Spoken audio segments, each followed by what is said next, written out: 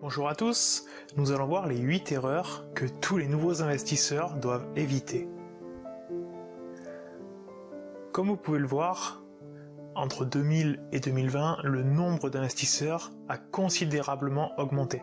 C'est quelque chose qui est en train de complètement se démocratiser.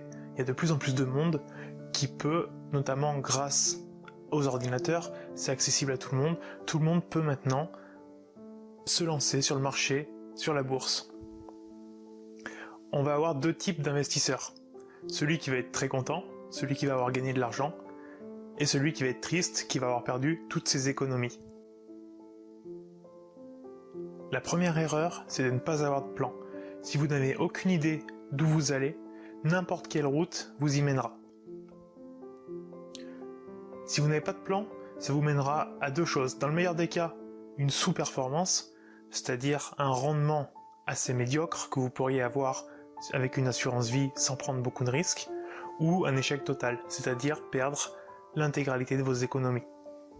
Il est donc primordial de définir vos objectifs, le risque que vous acceptez, les secteurs d'activité dans lesquels vous voulez investir, le rendement que vous attendez, votre méthode d'investissement, je pense notamment la méthode DCA, je vous laisserai voir, ou votre allocation d'actifs, c'est-à-dire comment vous allez répartir vos investissements en proportion, combien de pourcentage de votre argent vous allez mettre en actions, en obligations, en ETF, etc.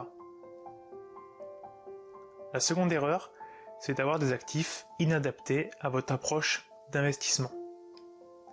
Il existe deux approches. Une approche long terme, qui va être pour préparer une retraite par exemple, et une approche court terme. Là, on va attendre des bénéfices très rapides. Vos objectifs vous permettent de choisir si vous êtes plutôt du long terme ou plutôt du... Sur du long terme, des stratégies existent comme préférer les actions des entreprises qu'on appelle dividendes aristocrates, c'est-à-dire qui versent des dividendes en constante augmentation depuis 25 ans. C'est une rente que vous allez recevoir chaque année. Alors le versement se fait tous les trimestres ou tous les semestres ou une fois par an, ça dépend des entreprises. Sur du court terme, le produit à la mode, on va dire, c'est les crypto-monnaies.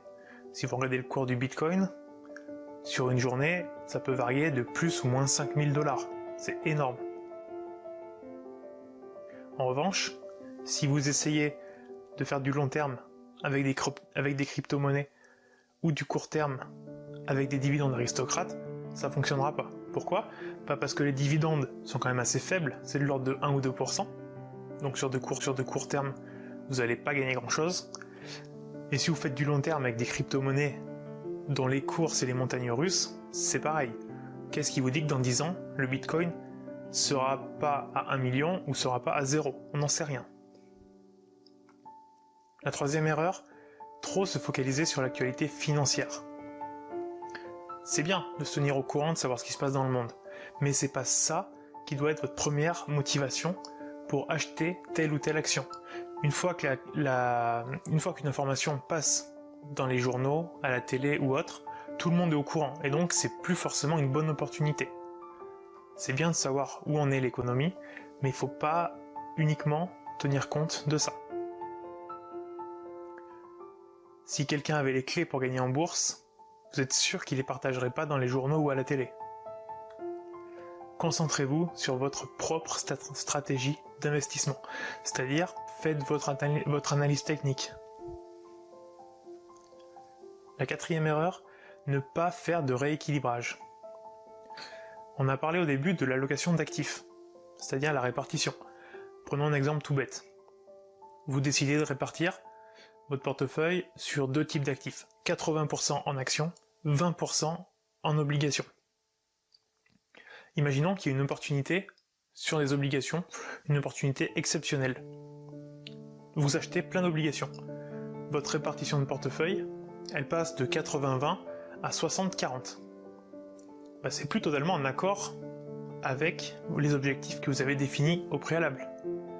Là, vous êtes rentré dans un portefeuille qui est beaucoup plus sécuritaire et dont le rendement, a priori, sera moindre que vos objectifs.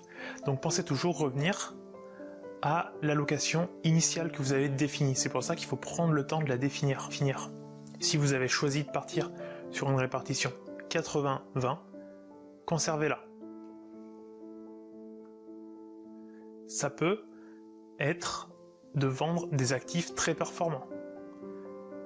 Si vous avez acheté trop d'actions et que la répartition est trop orientée sur les actions, il va falloir en vendre pour rééquilibrer. Une autre idée contre-intuitive, dans le cas précédent, où on a acheté beaucoup d'obligations et il nous manque un peu d'actions pour revenir à notre répartition 80-20, peut-être qu'il va falloir acheter quelques actions moyennement performantes. N'oubliez jamais que l'allocation de départ est en total accord avec vos objectifs. La 5e erreur, la procrastination. Vous voyez un produit qui a l'air intéressant, vous faites l'étude, vous le trouvez effectivement très intéressant.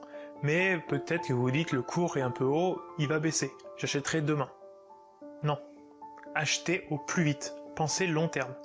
Pour en revenir aux dividendes, plus vous achèterez tôt, plus l'entreprise commencera à vous verser les dividendes, etc. Quand on regarde des cours sur du long terme, en moyenne, le cours il monte tout le temps. Je vous propose d'étudier la méthode DCA. Alors vous chercherez, vous trouverez des articles, c'est Dollar Cost Averaging.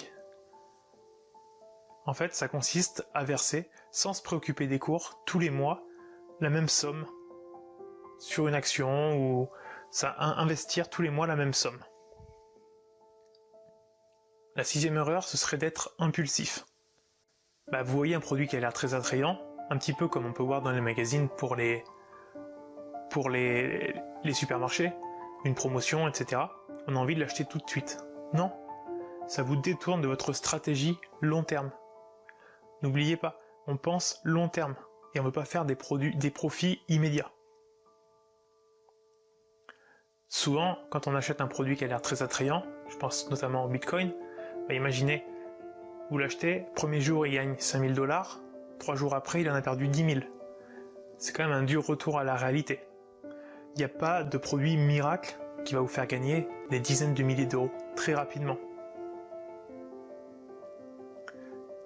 3 concepts très importants, soyez patient, résilient et ne vous détournez jamais de votre stratégie initiale. Ne soyez pas gourmand. On pourrait se dire, j'ai une action qui a l'air bien, pourquoi en prendre un petit peu quand on peut en prendre beaucoup? Si on met tous nos œufs dans le même panier, c'est-à-dire qu'on achète énormément d'une même action, avec un peu de chance elle va monter et dans ce cas-là ça sera tout positif, mais si elle se casse la figure, vous perdez tout.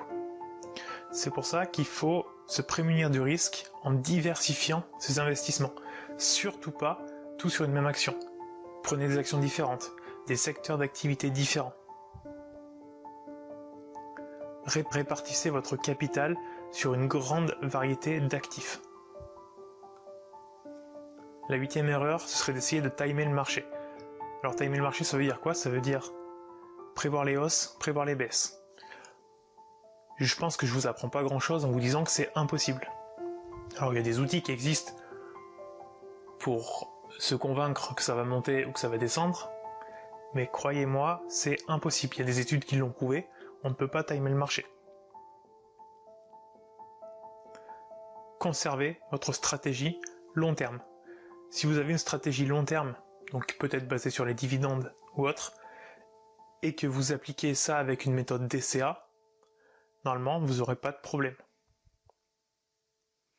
Voici un portfolio, donc c'est-à-dire une répartition d'actifs de Ray Dalio, donc un investisseur très connu, qui en théorie vous permet de vous prémunir du risque, quelle que soit la tendance du marché. Et quand on regarde son allocation d'actifs, on voit qu'il a 30% en actions, donc la part plutôt risquée, 40% en obligations d'État à long terme, donc ça a priori un produit très peu risqué. Il a 7,5% en or, donc là c'est quelque chose qui est sûr, et 7,5% en matières premières. Là encore, il prend peu de risques. Voilà ce qu'est une répartition d'actifs. Vous pouvez en trouver de nombreux exemples sur internet, là vous en avez une, vous pouvez faire la vôtre selon les risques que vous êtes prêt à prendre.